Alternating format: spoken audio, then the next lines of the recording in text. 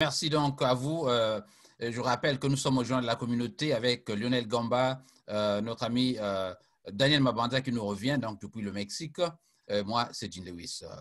Deuxième tableau ou troisième tableau de ce joint de la communauté, eh bien, ce n'est pas une surprise puisque cette émission sur le président débat, Alphonse Massamba Débat a été reportée plusieurs fois. Nous parlons aujourd'hui de l'évocation de la mémoire de Alphonse Massamba Débat, que les jeunes appellent affectueusement le monstre de l'industrialisation du Congo, Brazzaville.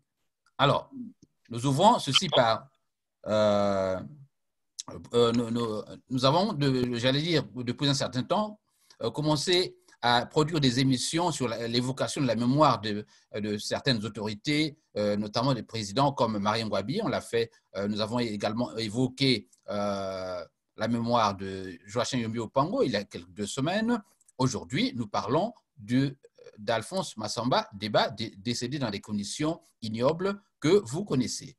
Alors, avec vous les invités, nous allons voir comment cette histoire de l'homme du président Massamba Débat peut influencer la jeunesse actuelle. Vous comprenez que l'histoire de ces illustres personnalités est très mal connue pour plusieurs raisons. La première, je crois que ceux qui dirigent présentement occultent certains aspects de cette histoire, coupables même, parce qu'ils reconnaissent effectivement que dans cette histoire, ils ont une responsabilité, j'allais dire, historique à assumer.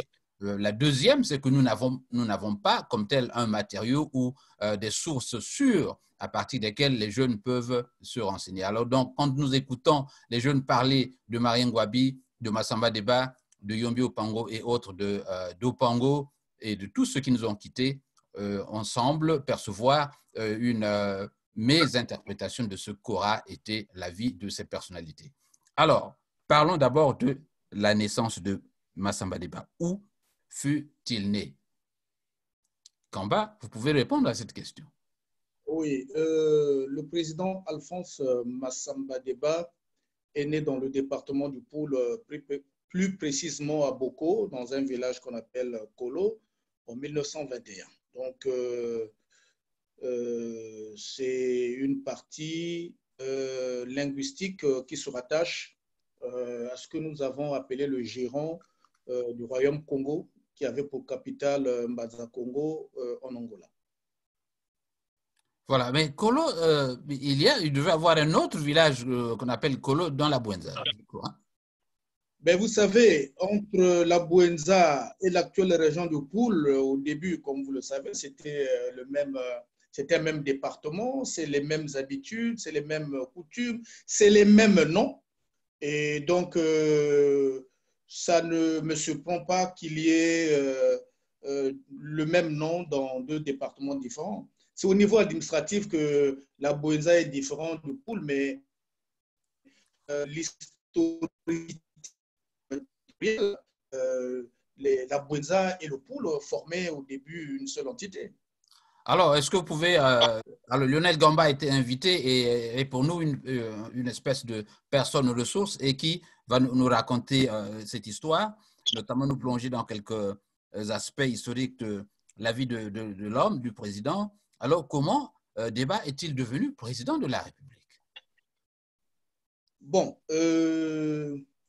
avant de répondre à cette question, je voudrais encore rajouter la préoccupation que vous avez mise en lumière tout de suite là, pour montrer que c'est le même peuple au niveau du sud du Congo. Les gens ont souvent, par exemple, l'habitude de dire le Niari, mais le Niari, c'est une déformation du Nyanga. Le Nyanga qui veut dire terre riche ou endroit riche. Vous avez donc le Nyanga, c'est-à-dire que le Grand Niari, la partie la plus riche au niveau territorial du sud du Congo. Vous avez aussi Manyanga qui se trouve à Boko, dans le département du Poul. Donc, c'est aussi la zone la plus riche du point de vue richesse géographique. Bon, pour répondre à votre question, l'arrivée de Massamba Débat au pouvoir peut être vue sous plusieurs angles. il y a le pouvoir politique et le pouvoir administratif. Il faut déjà souligner que Massamba Deba commence d'abord son activité professionnelle en tant qu'enseignant. Après avoir fini sa formation à Brazzaville, il va se retrouver aussi au Tchad en tant qu'enseignant. C'est au retour du Tchad que Massamba Deba va rentrer de plein pied dans le milieu du pouvoir à Brazzaville, en étant déjà nommé le directeur du cabinet, je crois, au ministère de l'Éducation nationale.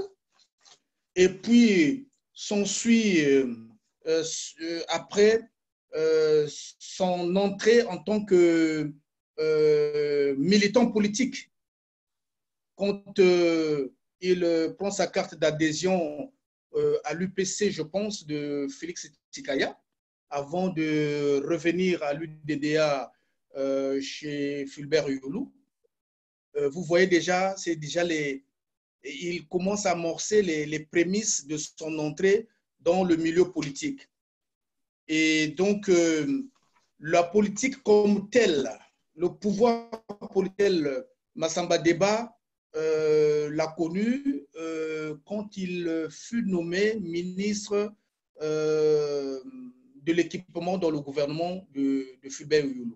Oui. Donc, on fait appel à lui dans le gouvernement en tant que ministre de la République sur la base de ses compétences, hein, parce qu'à l'époque, quand vous êtes enseignant, vous avez un peu cette chance de pouvoir toucher un peu à tout.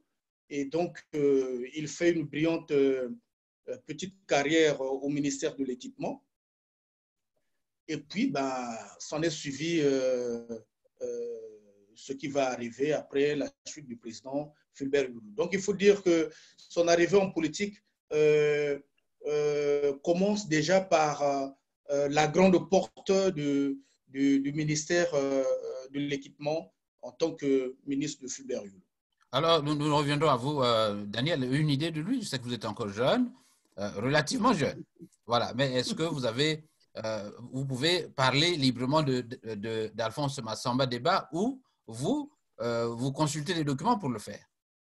Comment oui. Êtes-vous arrivé à connaître cet homme? Oui, John Lewis, mais bien sûr, il y a l'histoire qui nous raconte la vie de cet homme. Mais permettez que je fasse quelques corrections sur ce village. Ce n'était pas Kolo, c'est Nkola. C'est le village de Nkola qui est dans le district de Boko, là où il est né en 1925, bien sûr. Il est né en 1925 parce que de son vrai nom, il s'appelait Massamba Mandebani, qu'on a francisé par Deba. Donc, il s'appelait Massamba Mandebani Alphonse. Et après, bon, puisqu'il a fait l'école protestante, par la suite, il est allé faire l'école des cadres où on formait les instituteurs.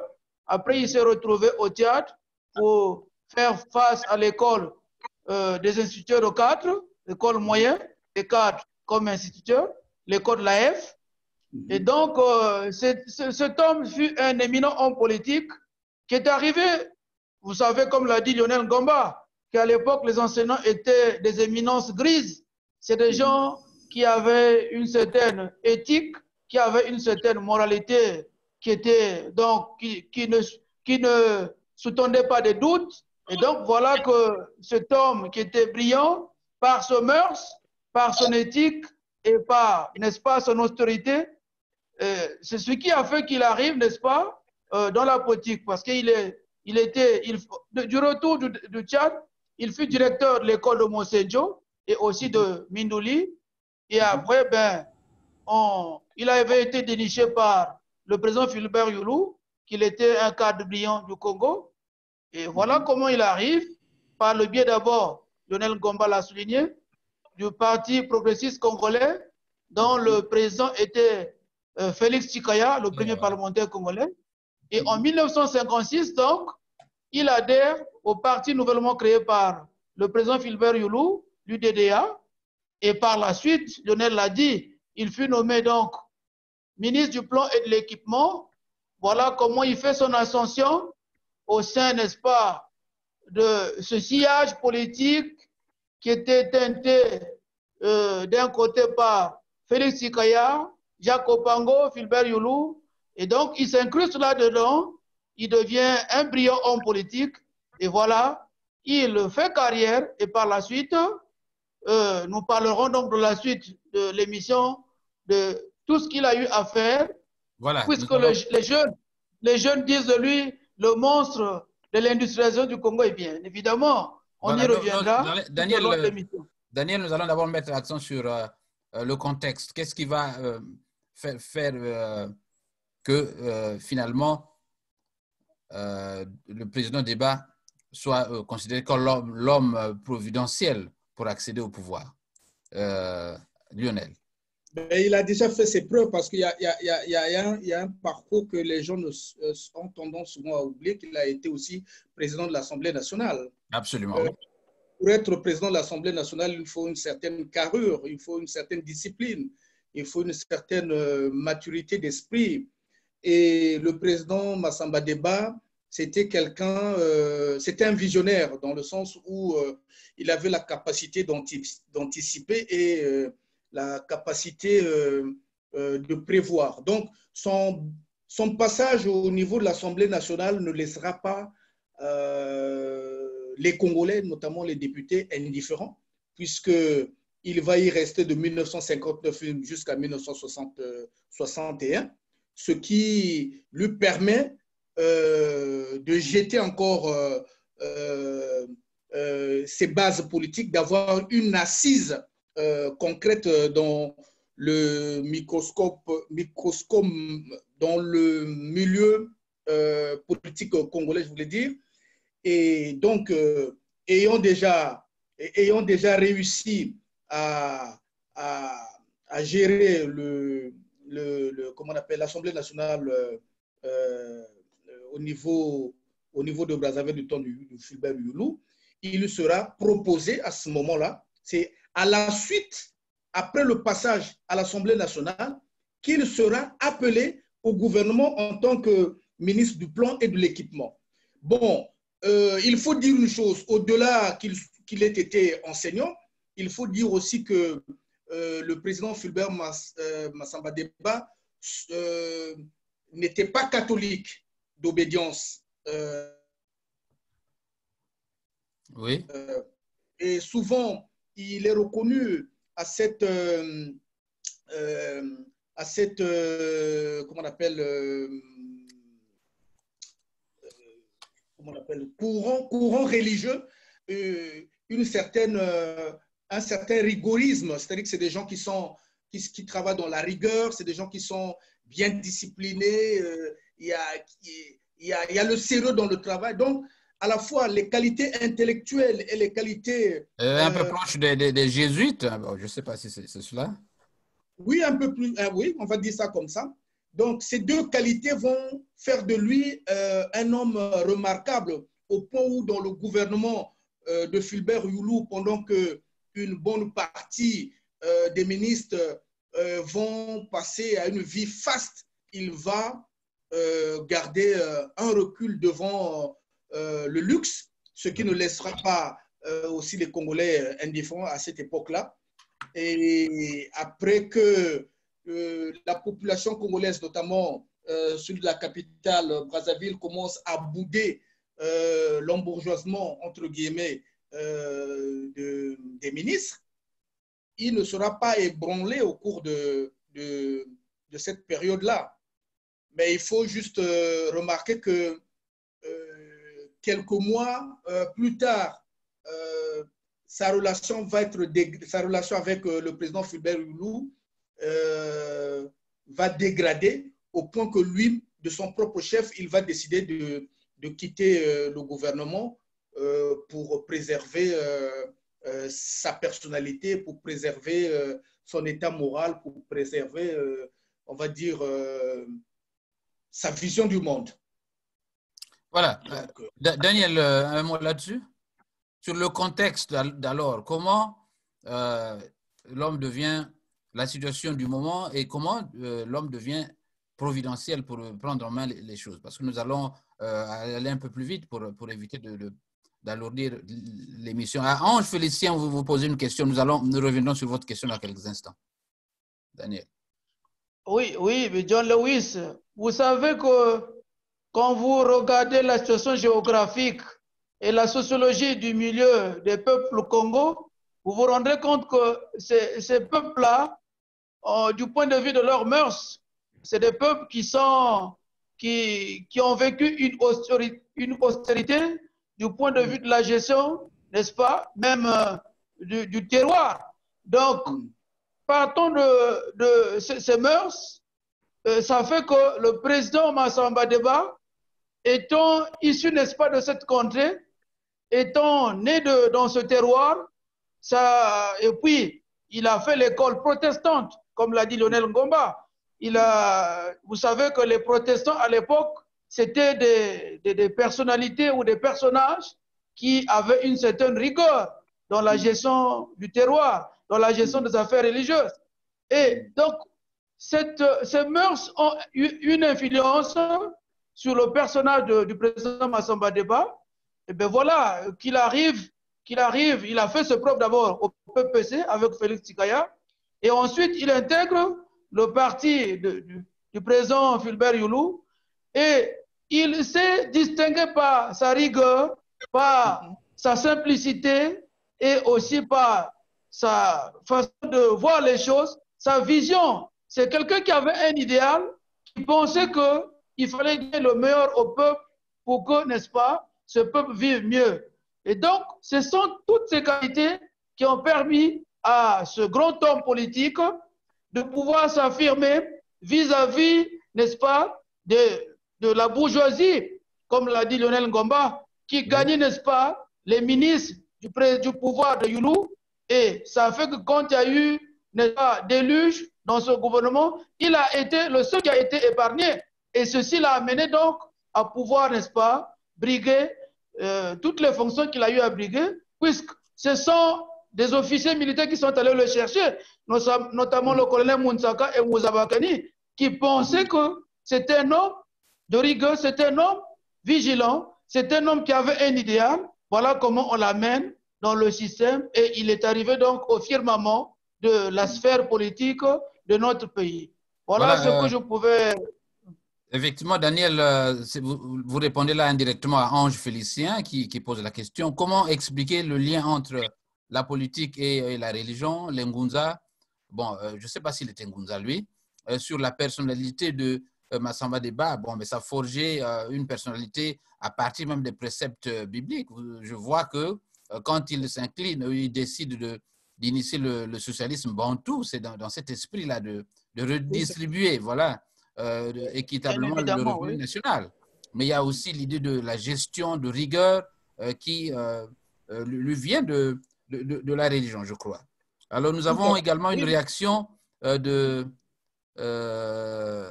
Moani Sengu Iputu, d'accord avec Lionel Gamba sur le fait que le passage d'Alphonse Massamba Deba au perchoir de l'Assemblée nationale avait contribué à son ascension politique, car ça lui avait permis de se faire distinguer. Je crois que Lionel, tu avais une réaction, non? Oui, je n'ai pas bien compris. Voulais-tu dire quelque chose pendant que je lisais?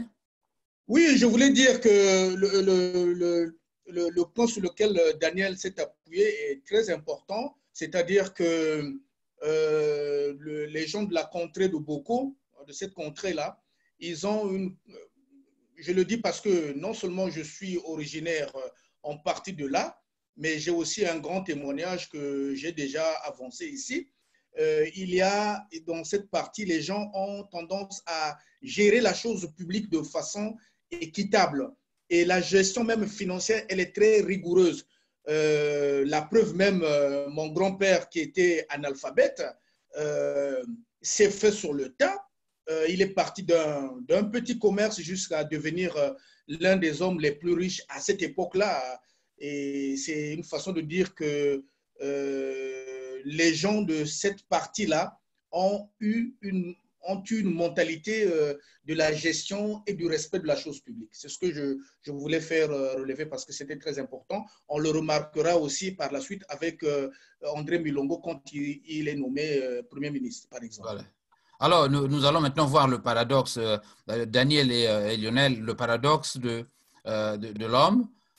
On parle de l'homme comme un rénovateur, comme un homme salutaire, mais vous avez le paradoxe de l'homme du 31 juillet 1968. Comment expliquez-vous cela? On présente Massamba Deba comme le monstre de l'industrialisation, l'homme du progrès, et qu'une action soit dirigée contre lui pour l'évincer du pouvoir.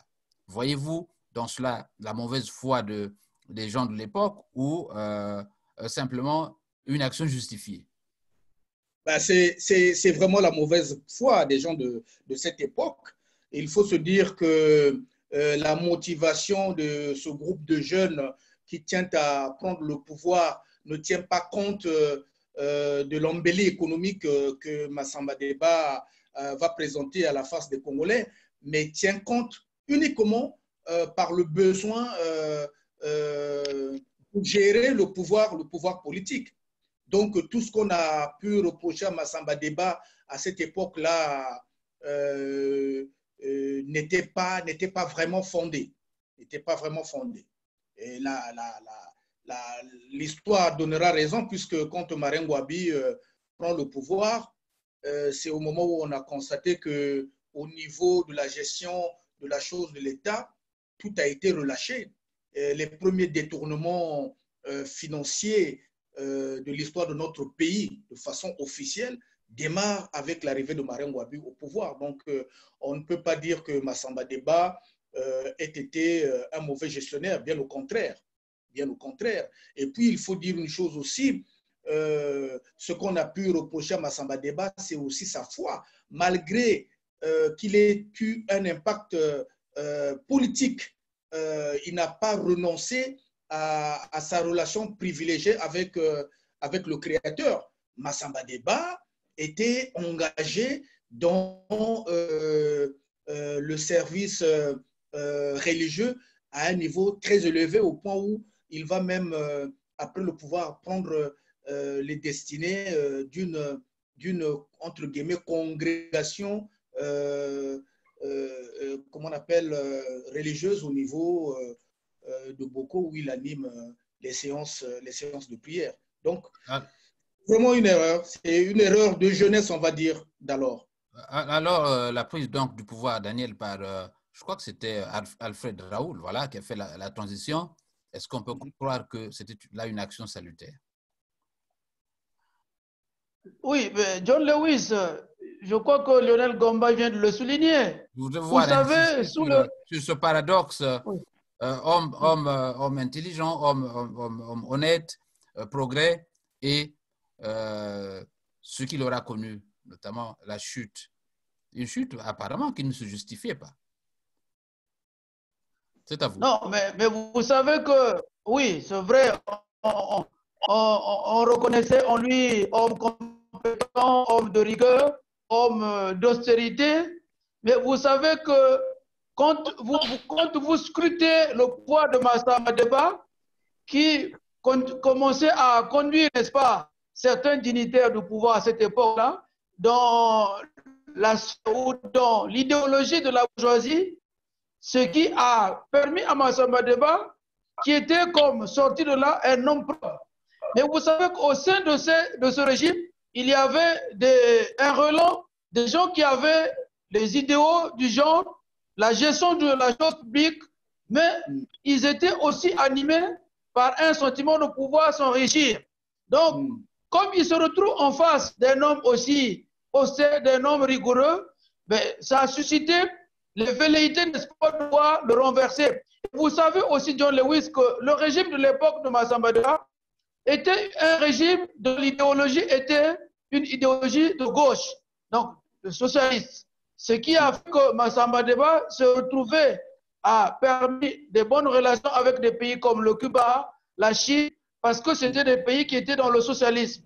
Mais il y avait toujours un courant qui était animé par, n'est-ce pas, des grands officiers dont nous connaissons les Mabouabi et les autres, qui pensaient que la chose publique ne devait pas se gérer comme ça, qui pensaient qu'il fallait, n'est-ce pas, une caste d'hommes politiques égoïstes qui allaient, n'est-ce pas, s'accaparer de ce pouvoir pour pouvoir, n'est-ce pas, satisfaire leurs égaux. Mais Massamba Deba était dans une logique de la distribution équitable, n'est-ce pas, du bien de l'État, n'est-ce pas, des ressources du pays.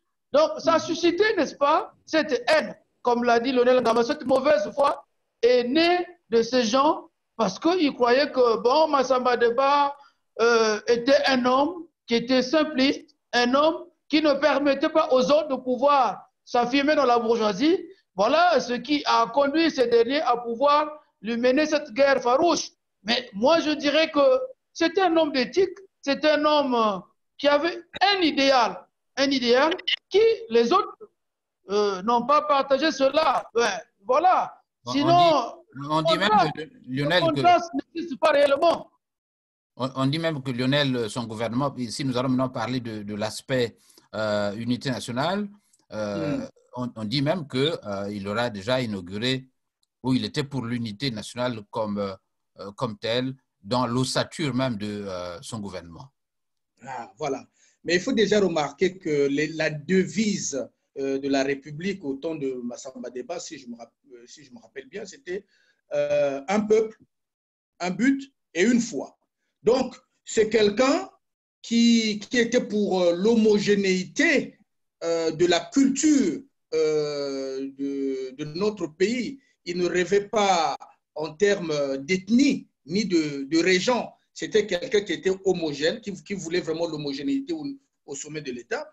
Et on le voit déjà en mai 1963 quand il démissionne et quand lui est arrivé la possibilité d'organiser son gouvernement. Il ne fait pas appel au ministre sur la base ethnique. Non, il va former un cabinet très restreint qui sera composé des gens qui ont une carrure, qui sont reconnus au niveau national par rapport à une expertise. Et pour cela, dans son cabinet qui était composé de 8 membres, vous allez voir des gens comme Maungu Mbimba, Germain Bikouma, Bernard Ngaliba, Pascal Issouba, Paul Kaya, Charles David Ganao, Edouard Ebouka Babakas et Julien Kunku. Donc, ce sont des gens, en fait, qui avaient une compétence reconnue au niveau national, on dirait même peut-être aussi au niveau international, puisque à cette époque-là, déjà, le jeune Lissouba commence à faire aussi ses preuves dans le milieu scientifique. Donc, c'est quelqu'un qui avait une vision large et élargie de la politique. Il faut dire aussi une chose que c'est quelqu'un qui avait une exception qui avait une valeur exceptionnelle dans l'interprétation de ce qu'on pouvait recevoir de l'étranger, notamment quand il s'agit de parler de socialisme. Les uns voulaient un socialisme marxiste. Lui, il a dit, nous ne pouvons pas calquer le socialisme scientifique à notre niveau. Nous devons prendre un socialisme qui tient compte des valeurs culturelles de notre vie de tous les jours. Donc, il a proposé un socialisme bantou qui tient compte des réalités socio-culturelles. Et doit-on dire, Lionel, que ce qui lui a valu le manque de sympathie vis-à-vis de la métropole? Bien sûr, c'est ça qui lui a valu de subir tout le mal qu'il a subi, parce qu'on disait que c'était ringard à cette époque-là de pouvoir réfléchir encore au niveau bantou, alors que le monde étant devenu scientifique, il fallait élargir le courant de pensée. Mais l'histoire finira par lui donner raison, parce que ceux-là même qui avaient choisi le chemin du socialisme scientifique, quelques années plus tard, vont faire machine arrière pour aller le rechercher dans son village pour qu'il revienne au pouvoir grâce à ses compétences reconnues d'alors et de pouvoir les mettre au service de la nation. Mais ça, c'est une autre partie que nous pourrons reprendre. Donc, il faut juste dire que c'est quelqu'un qui n'était pas tribaliste, c'est quelqu'un qui était, qui voyait Congo. Le fait qu'il ait pu travailler au Tchad, c'est-à-dire en dehors du Congo, je pense, a dû aussi polir sa vision du monde. Influencer, oui. Voilà. Voilà. Comprendre qu'on ne peut pas se suffire à soi-même, qu'il faut s'ouvrir aux autres. Donc, on va dire qu'il n'y avait pas de tribalisme à cette époque-là. Voilà, Ange, je ne sais pas si c'est le moment de répondre à votre question. Je ne vois pas qu'elle est opportune ici. Question de curiosité à Lionel. Existe-t-il réellement une ethnie Lari au Poul? Est-ce que tu crois que c'est le lieu même de répondre à ça? Je pense que cette question n'a pas de rapport avec l'émission, hein, je crois. Hein. Je voulais que vous jetiez à l'eau des questions sur la vie de Massamba Deba. Alors, Daniel, est-ce que vous pouvez rapidement, à moins que vous ayez une position, dites-nous ce que vous pensez de la question. Alors, Daniel, Daniel, oui, est-ce que vous pouvez réagir sur ce dont vient de parler Lionel?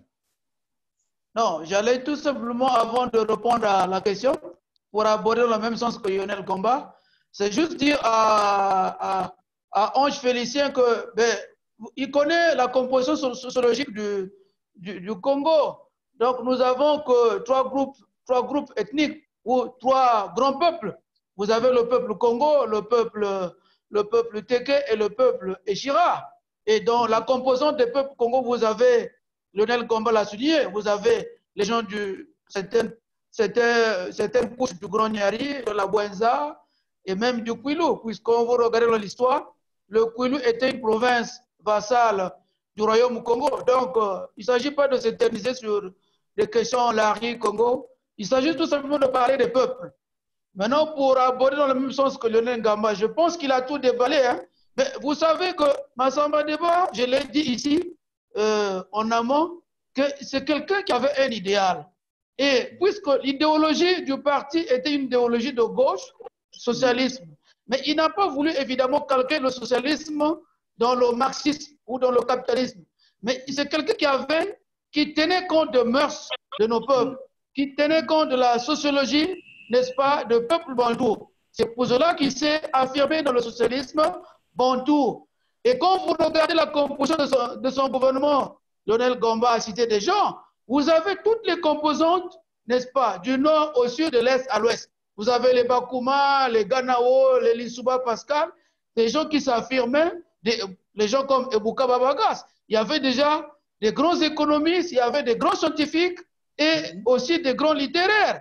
Donc, c'était un monsieur qui avait basé, n'est-ce pas, son idéologie sur la méritocratie. La preuve en est, Lionel Gomba l'a dit, parce que quand les marxistes ont échoué, Gwabi est allé, a eu, n'est-ce pas, cette idée d'aller rechercher Massamba Deba, qui s'était retranché dans son village. Pourquoi? Mais parce qu'il s'était rendu compte que la direction qu'ils avaient prise n'était pas la bonne. Donc, il fallait remettre le pays sur les rails, il fallait remettre le pays dans la bonne direction qui tenait compte, n'est-ce pas, de nos mœurs, n'est-ce pas, de toutes nos réalités quotidiennes. C'est ça, John Lewis. C'était un homme providentiel. C'était un homme, je dirais même un envoyé de Dieu. Parce que quand vous le lisez, quand vous le scrutez, vous vous rendez compte que depuis que Massamba Deba est parti, nous n'avons plus un homme de cette carrure. Donc, c'est comme qui dirait en quelque sorte un érudit. C'est des gens qui arrivent parfois sur les 50 ans. Vous n'avez qu'un seul homme de sa trempe. Et voilà, aujourd'hui, nous le regrettons amèrement. Donc, voilà ce que je voulais vous ne faites qu'anticiper. Le président Marien Ngouabi a compris donc qu'il était en train de se fourvoyer dans les méandres même du monopartisme et a cru devoir inviter le président Massamba Deba à discuter franchement sur la nouvelle direction à prendre. Alors, ici, nous parlons donc de Massamba Deba qu'on place au milieu d'un complot. J'ai cité l'assassinat du président Marien Ngouabi. Alors, il y a beaucoup de problèmes là-dedans. Lionel Gamba, où se trouve le corps du président Marien Ngouabi? Pourquoi a-t-il été sommairement exécuté? vous aviez beaucoup de gens, vous avez les Pascal Lissouba qui était lui aussi en retrait de la politique, mais qui était aussi convoqué, n'avait pas été exécuté. Mettez-nous au parfum de ce qui va se passer les heures d'avant, le 25 mars, date l'exécution du président Alphonse Massamba Deba. Pourquoi a-t-il été traqué jusqu'à ce point et exécuté sommairement? Pour ceux qui connaissent bien l'histoire de notre pays, eu égard à ce que nous venons de dire, déjà le fait que Massamba Deba vient avec un tempo qui est différent de ce qu'on avait l'habitude de vivre dans le pays, c'est-à-dire que sa volonté de vouloir installer… le volume, Lionel. Je dis, Massamba Deba avait le mérite d'avoir voulu instituer un système politique qui tenait compte des spécificités socio-culturelles de notre pays, notamment le socialisme bantou. Et donc, quand on l'oblige à la démission, parce qu'il n'a pas démissionné de son propre gré, on l'a obligé de démissionner. Et comme il ne voulait pas un bain de sang, parce qu'à cette époque, en tant que président de la République, il pouvait aussi, comme on l'a vu ça et là, se servir de son prérogative pour mettre l'armée à la rue et puis vouloir se maintenir au pouvoir. Mais ses qualités de pacifiste ont prévalu et il a préféré se retirer dans son coin ou dans son village où il était prédisposé. Ça, c'est très important à savoir, qu'à des cultes religieux. Il était là, il s'est adonné dans la prière, au point de devenir, entre guillemets, hein, je mets entre guillemets, un gourou, c'est-à-dire qu'il avait un groupe de prière, des gens qu'il dirigeait. Son objectif, c'était, si ce qui n'avait pas pu réussir par mettre en place au pays à travers la politique, il pensait qu'il pouvait se rattraper en ayant une relation privilégiée grâce à la prière avec le bon Dieu. Bon, s'il a été pointé du doigt, c'est beaucoup plus le simple fait que le président Marien Ngouabi, dans son entourage, avait fait remarquer à tout le monde que la révolution scientifique avait lamentablement échoué et que pour des raisons de patriotisme, il fallait peut-être faire revenir au pouvoir celui qui avait industrialisé le Congo, celui qui avait amené une embellie économique. On va comprendre que cette proposition n'a pas du tout été accueillie favorablement par tous. Il faut resituer aussi le débat dans un contexte très précis. Quand Massamba Deba arrive au pouvoir, c'est aussi la fermeture des relations diplomatiques avec les États-Unis qui est au summum du monde capitaliste. Donc, le président Fulbert Youlou, de son vivant, avait dit que lui, il combattait le socialisme et qu'il était pour le libéralisme économique. Et on l'a vu avec sa visite, la visite qui lui a été réservée aux États-Unis par le président John Fitzgerald Kennedy. Et donc, quand le président Massamba Deba arrive au pouvoir, il coupe les relations diplomatiques avec les États-Unis, il en ouvre avec Cuba et la Chine. Les Chinois vont venir à cette époque-là à Brazzaville avec des implantations économiques comme au FNACOM, la ferme d'État de Kombe. À cette époque, même le marché économique était sous la bannière marchande de la Chine. Donc, ceux qui vont en vouloir au président Massamba Deba sont ceux qui sont convaincus que si Massamba Deba revient au pouvoir, grâce à l'embellie économique qu'il pourrait générer, il ne leur donnerait pas la possibilité d'assouvir leurs leur envie de la gestion de la chose politique, cette envie de vouloir s'enrichir. Donc, dans ce contexte-là, il y a un flou, mais ce qu'on sait, qu'une bande d'hommes politiques congolais s'était juré sur la base tribale, c'est-à-dire qu'il fallait à tout prix empêcher encore qu'un fils Congo, disons du sud du Congo, puisse revenir au pouvoir pour des raisons purement tribales. Donc, on va envoyer quelqu'un aller chercher Massamba Deba dans son village. Il sera questionné et on ne lui donnera même pas le temps de pouvoir assister à un jugement en bonne et due forme. Et tout de suite, on va précipiter sa mort. Le corps de Massamba Deba,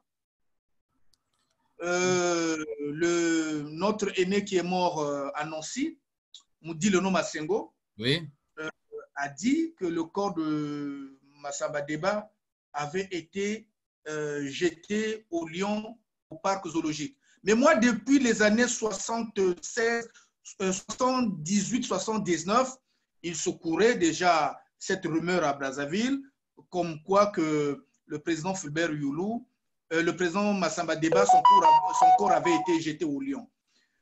Bon, il y a des chances que cela soit vrai, puisque de tous les hommes politiques qui ont été assassinés, c'est le seul aujourd'hui qui n'a pas de lieu de recueillement. On ne sait pas nous dire où il est. Aujourd'hui, même les enfants, même sa famille biologique, sa famille politique, ses amis, personne aujourd'hui ne peut dire où se trouve le corps du président. Donc, c'est un lâche assassinat en vérité. Voilà, merci Lionel. Nous allons bientôt nous séparer, mais Daniel Mabanza, pourquoi, question, ces exécutants donc, avaient tenu à faire disparaître son corps? Y a-t-il là des raisons profondes? Avant de répondre à ta question, John Lewis, j'aimerais faire un complément sur ce que vient de dire mon frère Lionel Gomba. Bien évidemment, quand vous regardez le régime de Youlou, c'est un régime qui était affilié au système capitaliste. Donc, à cette époque-là, on avait de très bonnes relations avec les États-Unis. Mais Massamba Deba arrive avec une idéologie de gauche, pense qu'il faut faire preuve d'un certain nombre de réalités du peuple. Donc, il met en branle le socialisme bantou. Et le socialisme bantou, bien évidemment, donc il se tourne vers des pays socialistes comme le Cuba, la Chine. Et aussi, il soutient le MPLA en Angola et l'UPC au Cameroun. Vous voyez? Et donc, pendant cette période, il y a donc le brisement de relations entre les États-Unis et le Congo. Ce qui n'arrange pas, n'est-ce pas, le système de Massamba Deba, parce que vous avez les États-Unis qui agissent à travers la métropole, qui est la France. Et qu'est-ce qui va se passer donc? Et aussi, il faut ajouter quelque chose de très important. C'est qu'à cette époque, les Américains soutiennent la République démocratique du Congo. Donc, les relations entre le Congo-Brazzaville et la RDC sont tendues parce qu'il y avait des courants mouboutistes qui sévissaient dans ce pays. Et donc, ceci amène à une relation diplomatique qui est très tendue.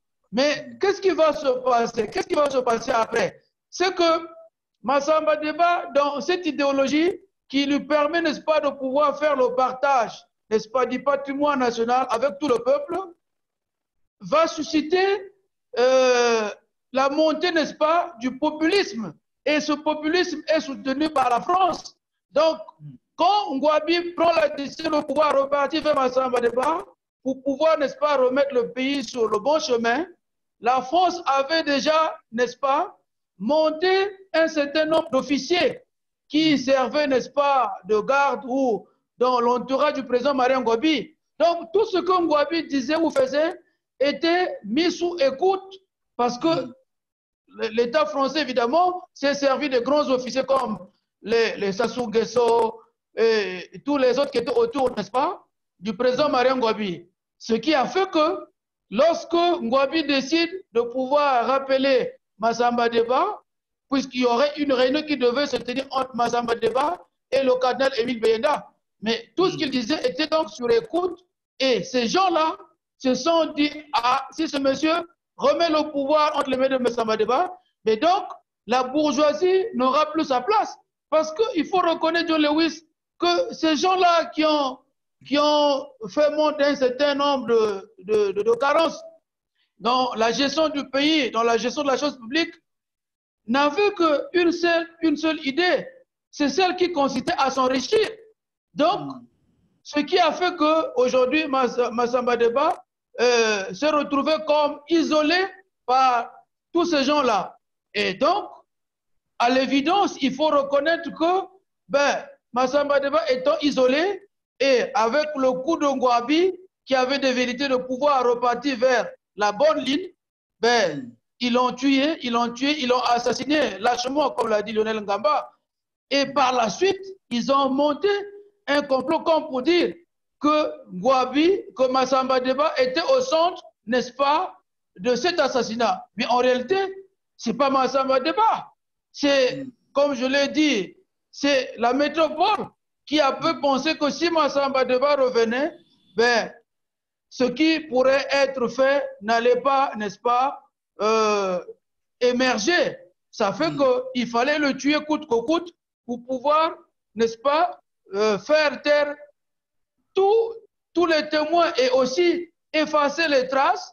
Parce que si on l'avait laissé en vie, certainement que Massamba Deba et aussi le canal Émile Beyenda auraient pu témoigner pour dire voilà le complot est parti de telle autre personne ou de ces gens-là qui avaient toujours l'idée de pouvoir confisquer le pouvoir, le gérer comme ils le pensaient parce qu'ils n'avaient que des vérités égoïstes qui allaient primer, n'est-ce pas, sur le bien-être du peuple congolais. Donc voilà un peu John Lewis. On dit aussi qu'on redoutait le fait qu'ils avaient tenu à effacer les traces de son corps, c'est parce qu'ils redoutaient son pouvoir mystique. Donc il fallait carrément le brûler. Oui, mais il y a un autre facteur aussi, Jean Lewis, auquel le commun de Congolais n'a pas eu accès. Il y avait aussi le pétrole, parce qu'à cette époque, la France avait déjà compris qu'il y avait du pétrole à Pointe-Noire, qu'ils avaient rapproché la présidence de Massamba Deba pour donner le signal pour l'exploitation, en tout cas les recherches pour l'exploitation du pétrole. Et Massamba Deba avait pensé qu'il n'était pas judicieux à ce moment-là, de commencer par l'exploitation du pétrole, tant que nous avions déjà d'autres matières premières à mettre en valeur. Donc, ceci aussi va lui valoir de subir ce qu'il a subi, le fait qu'il n'a pas accepté l'exploitation du pétrole au moment où il était au pouvoir. Voilà. Je sens qu'il y a des problèmes de ligne au niveau de Lionel. Quelqu'un qui veut m'appeler, j'ai un appel là que j'arrête. Voilà, nous allons donc... Je disais qu'il y avait le problème de l'exploitation du pétrole du Congo, qui n'a pas voulu qu'on le fasse très tôt parce qu'il pensait qu'on pouvait d'abord faire autre chose. On pouvait exploiter d'autres matières en attendant qu'on y arrive au pétrole. Donc, voilà, c'est aussi un facteur très déterminant dans la suite de sa vie d'homme sur Terre. Oui, parce qu'il savait qu'il fallait préserver ses ressources, parce qu'on constate aujourd'hui que le gouvernement actuel a carrément tout bradé et on court le risque de ne plus rien avoir. Alors, Daniel, je vois qu'il a... Voilà, Daniel, est-ce que vous nous suivez? Allô, Daniel? Je vous suis, John voilà, nous allons donc refermer ce journal. Je vois qu'il n'y a pas de questions ici sur Alphonse Massamba Deba. Alors, nous allons refermer ce journal, chers amis, avec la leçon. Qu'est-ce qu'on peut en tirer? Que doivent retenir les jeunes de cet homme, de son apport sur quelle est la substance que vous tirez de l'œuvre de Massamba Deba comme homme politique? Voilà. Moi, je voulais dire, le président Barack Obama avait dit que l'Afrique avait besoin non pas des hommes forts, mais des institutions fortes. Mais je pense que cette question, ce propos peut être nuancé. Je crois que selon les degrés de maturité des peuples, on a soit besoin dans un premier temps d'un homme fort ou d'une institution forte. En ce qui concerne le Congo-Brazzaville au temps de Massamba Deba, il faut dire que Massamba Deba, c'était il était à la fois une institution forte en tant que président de la présidence de la République et un homme fort, puisqu'il avait des qualités d'âme et d'esprit. C'était quelqu'un qui avait une forte d'âme, c'est-à-dire qui croyait à ce qu'il faisait et qui ne pouvait pas être diverti par quelques éléments extérieurs que ce soit. Je pense ce qu'on peut retenir de cet homme, c'est sa droiture. C'était un homme droit, c'était un homme discret, un homme très intelligent, très prudent. Il était très prudent, c'est-à-dire que il voyait loin, prudent, mais dans le sens aussi de la prévoyance. Et je crois que ces qualités, à lui, aujourd'hui, dans notre Congo actuel, on en a besoin. Malheureusement, depuis le décès de Massamba Deba, on n'a eu qu'une petite chance de pouvoir revivre une série d'actes positifs avec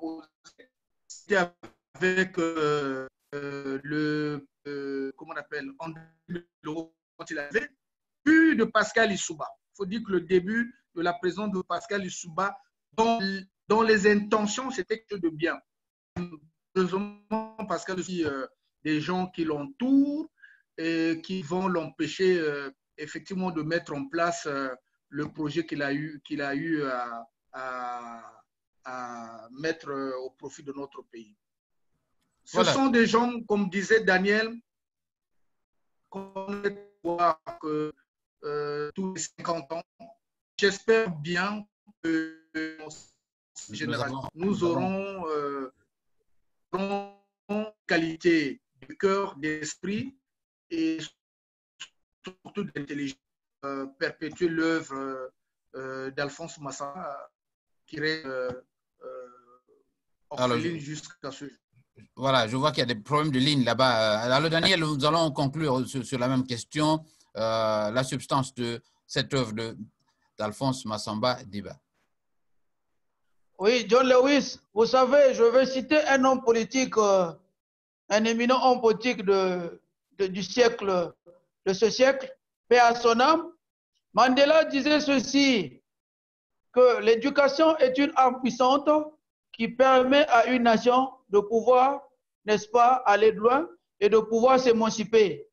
Parce que quand vous regardez l'œuvre du président Massamba Deba, cet homme aux mœurs austères, cet homme de rigueur, cet homme, n'est-ce pas, de gestion rigoureuse, cet homme qui avait une simplicité, n'est-ce pas, qui permettait, n'est-ce pas, de pouvoir aborder les problèmes de l'État avec toute l'imagination possible, était un homme qui, n'est-ce pas, a donné un élan de développement à notre pays. Parce que si les jeunes aujourd'hui disent que c'est le monstre de l'industrialisation, c'est parce qu'il avait un idéal. Et cet idéal, c'était basé sur, n'est-ce pas, le peuple. Il fallait donner au peuple ce qu'il fallait. Il fallait donner au peuple de la nourriture. Il fallait donner au peuple des soins de santé, n'est-ce pas, primaires, adéquats. Et il fallait faire de sorte que le peuple vive dans toute la dignité. Donc, ces aspirations, n'est-ce pas, cadrent avec celles du peuple. Voilà pourquoi cet homme, aujourd'hui, reste un modèle. Il faut qu'il reste un modèle pour les jeunes, il faut qu'il reste un modèle pour les générations futures, et c'est au travers, n'est-ce pas, ces idéaux que nous pouvons repenser la société congolaise. Parce que la société congolaise aujourd'hui est une société qui est, n'est-ce pas, qui a bercé dans de mauvaises pratiques, nos mœurs ne sont plus respectées, et donc je dirais à la jeunesse ou aux générations futures que quand vous aurez à accéder au règne de la République du Congo, pensez à ce grand homme politique, pensez à ce grand économiste, pensez à ce homme de rigueur, de la gestion de la chose publique, parce qu'il en a tiré, n'est-ce pas, des entrailles de ses ancêtres. Et donc, je dirais en conclusion, c'est un idéal pour nous et pour les générations futures. Et donc, toutes les fois que nous vivrons sur la terre congolaise, nous devons penser à lui pour changer les choses. Lionel Gomba l'a dit, mais bien évidemment, il fallait des hommes de rigueur, des hommes forts qui représentaient, n'est-ce pas, l'institution présidence forte. Et donc, Massamba Deba, pour nous, restera cet homme de bonne foi, cet homme d'éthique, cet homme de bonne moralité, cet homme d'une certaine moralité religieuse. Voilà ma conclusion, John Lewis. Merci, donc, Daniel, qui termine sur des mots très forts. Merci donc d'avoir été l'invité du journal de la communauté, nos invités ici au journal de la communauté. Tous les deux sont des amis de la radio, Lionel Gomba et Daniel Mabanza. Donc, Daniel qui découvre… Je ne vois pas John Lewis. Oui, voilà, toutes mes excuses. Voilà, je suis donc là. Vous me voyez, je ne suis pas parti. Alors, donc, merci, je disais à vous tous les deux. Et Daniel qui découvre, Lionel, un ancien ami de la radio, sur ce plateau. Je vous retrouve donc demain, le samedi, sur ce plateau. Nous aurons probablement notre ami Francis Mouketo du Mouvement républicain pour la libération du Congo. Avec Francis, nous faisons le point du Covid toujours et nous parlerons des activités de ce parti. Je crois que Daniel et Serge Flavier seront de la partie pour faire le point de cette actualité. Merci encore à vous. Nous sommes aujourd'hui mercredi, je crois. Et bonne nuit à tous ceux qui sont en France là-bas et bon après-midi ici. Donc, bonne nuit aux gens du Luxembourg, où il est exactement. Quelle heure est-il à Lionel déjà? Merci, Jean-Louis. Voilà. Et au Luxembourg, il se fait tard déjà. Et ça, donc, il est 21h21. 21h. Voilà. Salut à tous les amis qui nous écoutaient de Brazzaville. Moi, c'est Jean Lewis, la radio de la communauté. Et, je voulais terminer ceci. Je voulais terminer avec cette petite note. Allez-y. Allez-y.